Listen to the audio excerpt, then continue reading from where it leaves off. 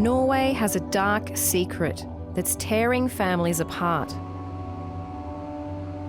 In this progressive, wholesome country, hundreds of parents are fighting against the state. Fighting for the right to raise their own children.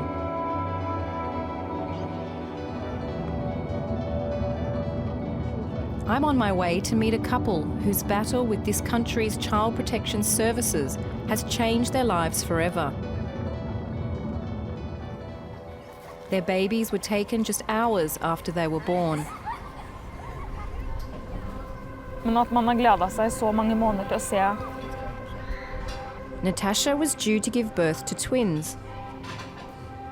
Og sang for dem, vi snakket til dem. Eric was about to become a new father.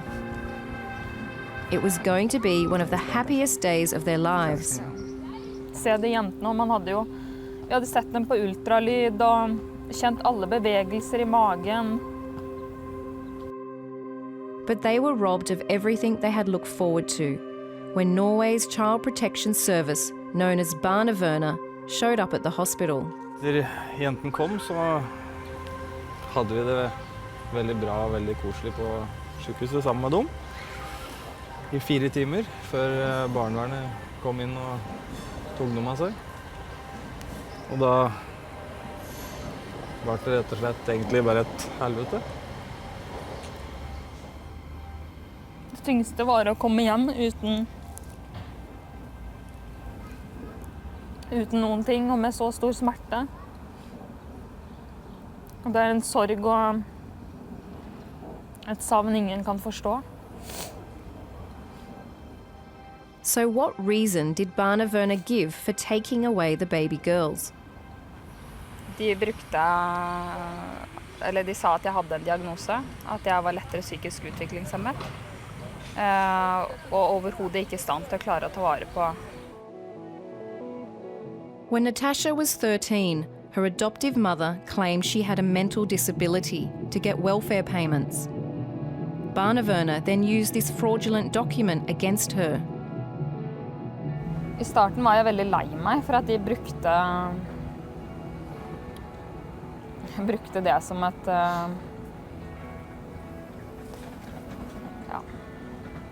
argument da, for å ta jentene. For det var jo absolutt ikke sånn jeg var. The twins, only hours into the world, were placed in foster care. The plan for them was permanent adoption. Natasha was determined to rewrite the past. She set about proving she was a capable mother, with the help of lawyer Astrid Gulsdal. Så gravde jeg litt, drev litt detektivarbeid, og finner ut at hun har aldri fått noen diagnose. They ran IQ tests. The results were verified, and Natasha was diagnosed as having no intellectual disability. It would be 7 months before they knew the outcome of their case. There are many stories like Natasha and Eric's. About 1,500 children a year are removed from their parents. Between 2008 and 2013, emergency care removals increased by 70%. And while most of these are for valid reasons, a growing number of parents claim their kids were removed without cause.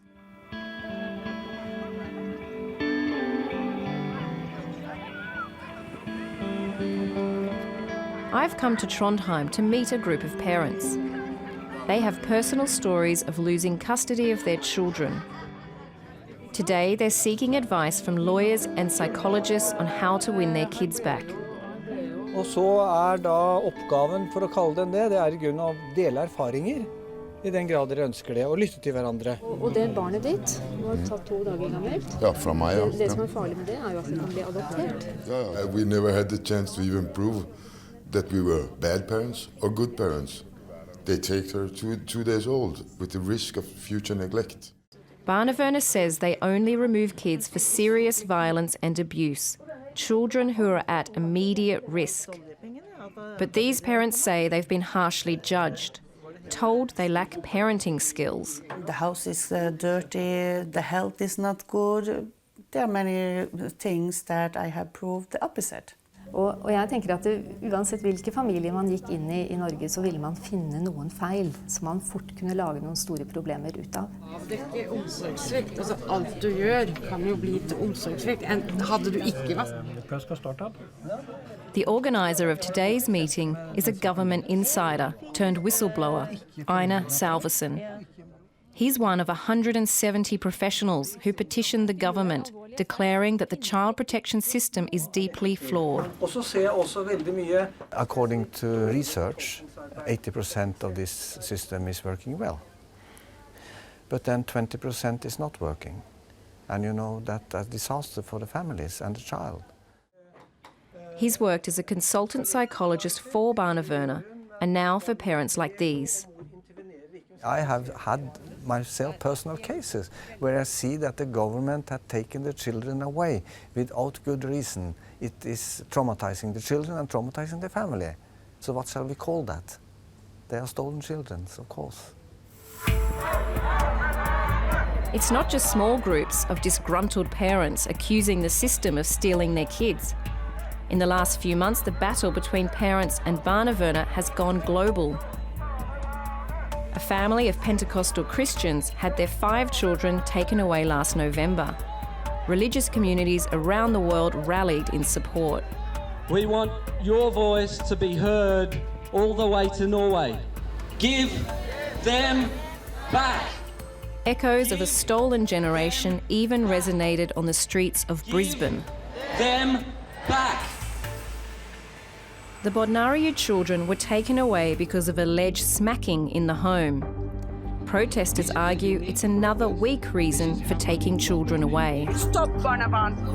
Nok er nok. Nok er nok. Dere ser på mange folk har skadet her. Mange barn som borte og skadet. I Syria er jo en guerra. Pero aquí si matan la familia. Some families feel that racial intolerance is a big part of their experience. Other countries even accuse Barnevernet of stripping children of their cultural identity. The Czech president has lashed out at the Norwegian foster care system, comparing it to Lebensborn. That was the Nazi racial breeding program. I think the immigrants are particularly frightened about child protection officers. They are more exposed to the child protection's interventions than other families.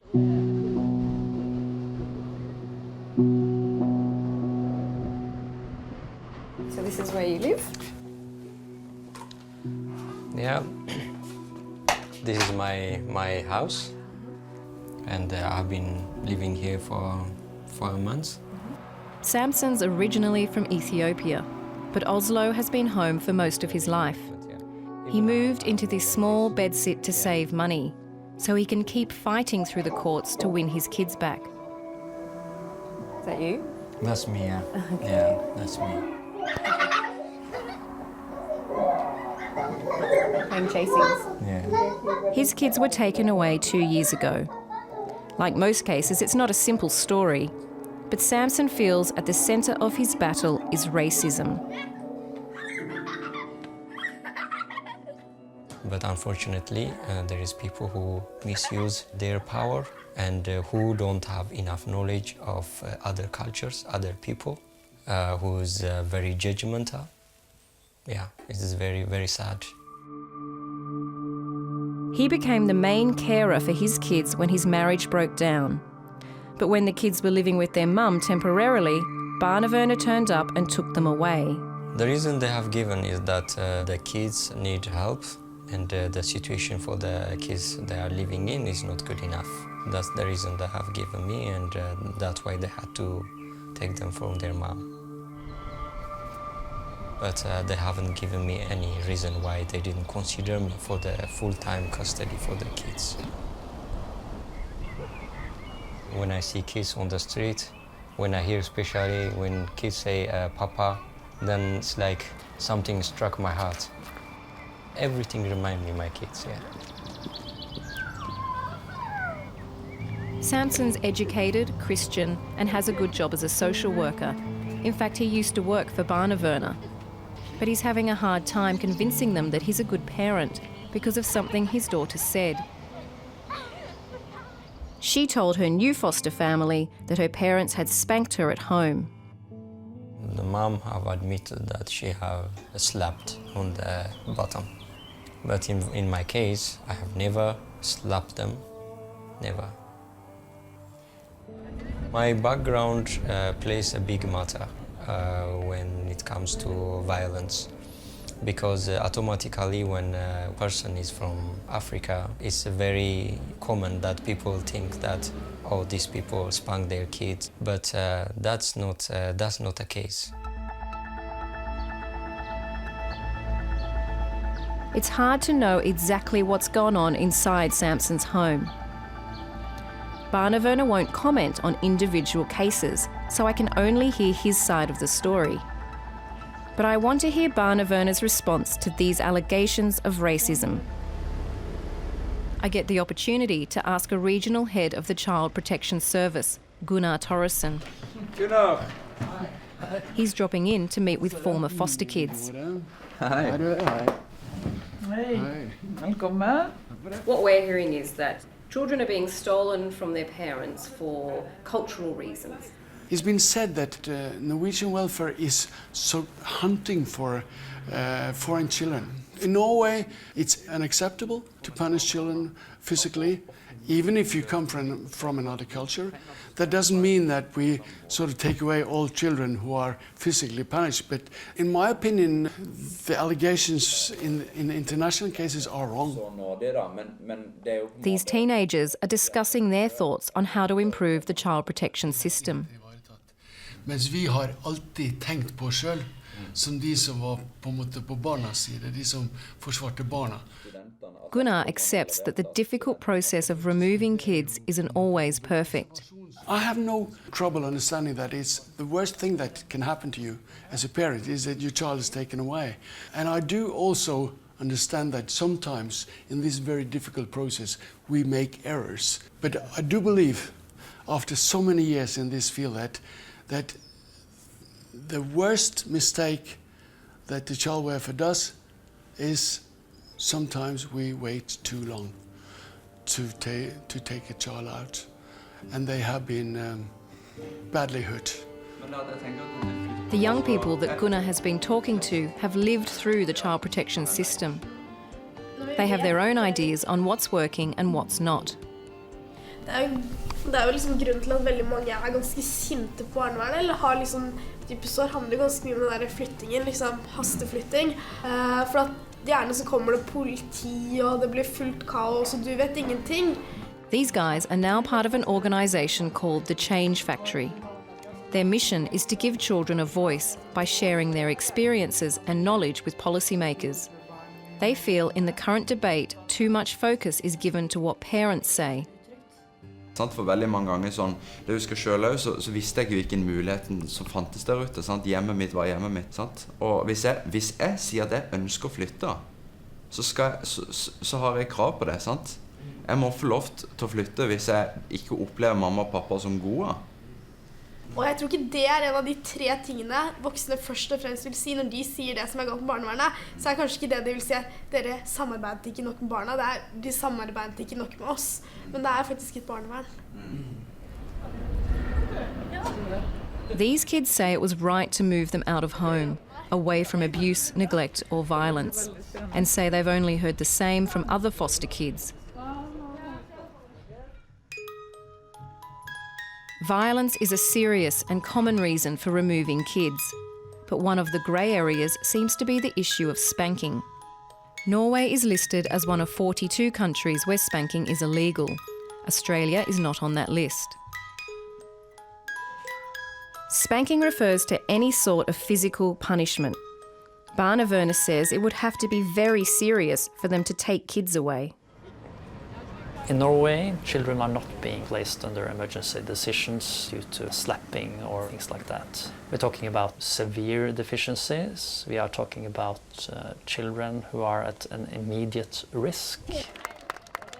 But psychologist and Barnevernet whistleblower Einar Salvesen says he's seen it work very differently. In Norway today, the situation is like this, that if you spank your child will be or can be removed permanently from you, and you will see him twice a year. 2 hours under strict conditions. Or maybe 4 times a year, if you are lucky. Og det legges alt for liten vekt på prisen det å ta et barn ut av et hjem. New parents Natasha and Eric had their twins taken 4 hours after they were born.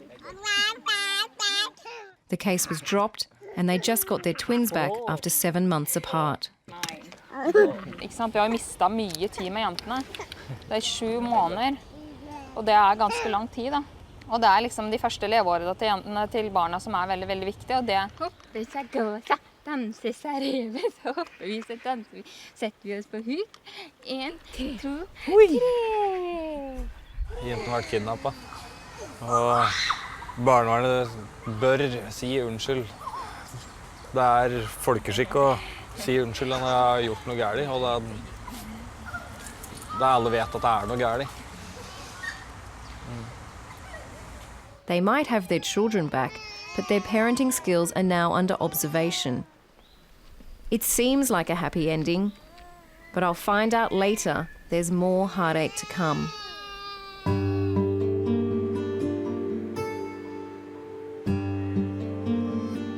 In any country, the removal of children makes parents angry with the system. But I want to find out more about what the experience is like for kids. One of the parents I met in Trondheim has invited me to her home to meet her children. All 6 of them. They were recently returned home after 3.5 months under Barnevernet foster care.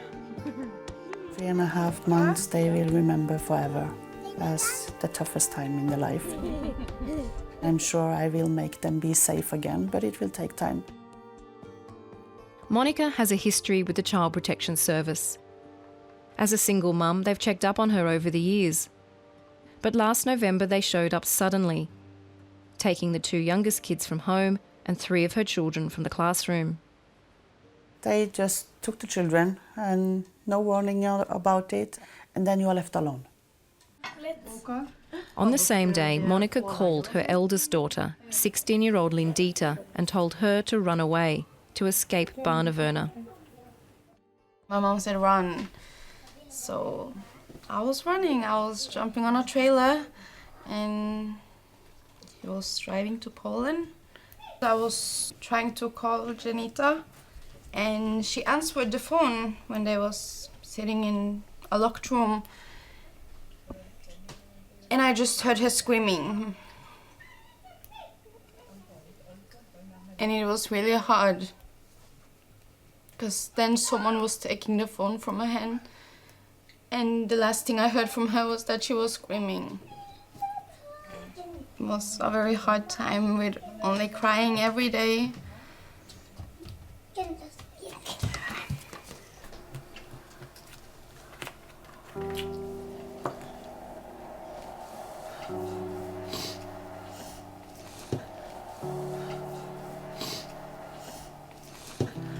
Skal bli trygg igjen, og skal få slippe. Det vondt. For det sånt bare litt å skje igjen.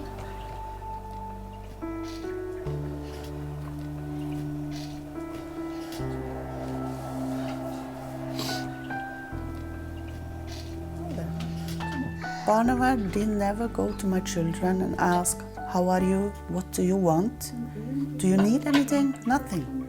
You are supposed to listen to children. And the children say, we want to go home. We want to go to mommy.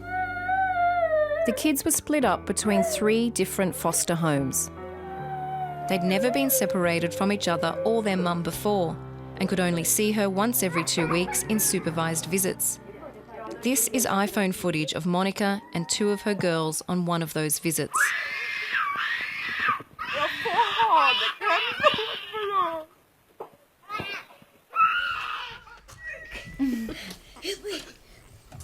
So why were the children taken away?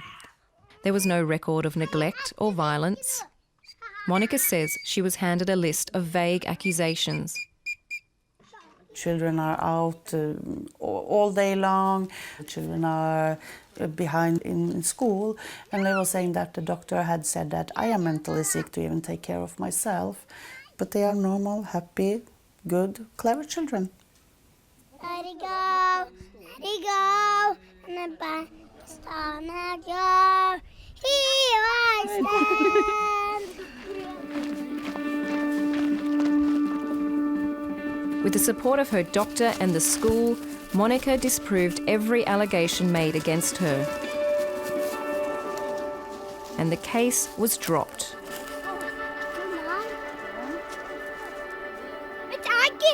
I think I'm lucky because I get the children back after 3.5 months. I listen to people waiting 6 months, 1 year, 2 years.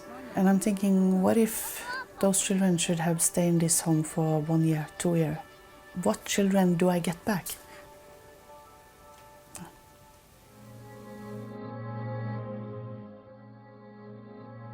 Barnevernet has a difficult line to walk. Remove kids too swiftly and without all the evidence, they are then accused of stealing children. Wait too long and they are then accused of leaving kids in harm's way. But some say there's a bigger issue at the heart of this debate, that without change it could quickly become a dark period in Norway's history, much like the stolen generation in Australia. Just a couple of days ago, there were protests from parents saying, "Stop Barnevernet, they've stolen my children." What do you respond to those allegations? It's not easy to lose the custody and the daily care of your own child, so you have to look at this in that context. But I can't comment on any of the individual cases beyond that. These cases is not about the parents and what kind of noise the parents make and how loud they complain. The focus is always on the child and the best interest of the child. Can you respond to allegations that Norway's Child Protection Services removes children for flimsy reasons? What I can say about this is that we have a good court system in Norway, which is based on principles of a fair trial. We talk to many kids who have had a history in the child welfare services, and their main feedback to us is, why didn't you intervene earlier on? So that's the other side of this story.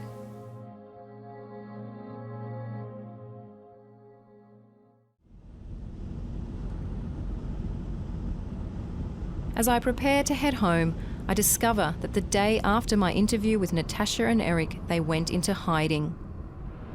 They've now fled the country with their twins and are all over the news in Norway.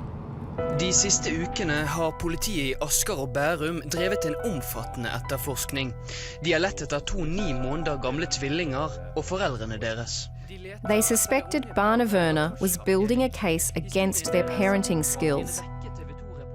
They were afraid of losing their twins for a second time, so they are claiming asylum in Poland. They sent me this footage and told me the twins are happy and doing well. Poland is protecting them, but they are also wanted by Norwegian police for kidnapping their own children. The story of Eric and Natasha is unusual. Not all cases are this dramatic. But Barnevernet has announced a review of 200 cases to see what they can learn and improve on.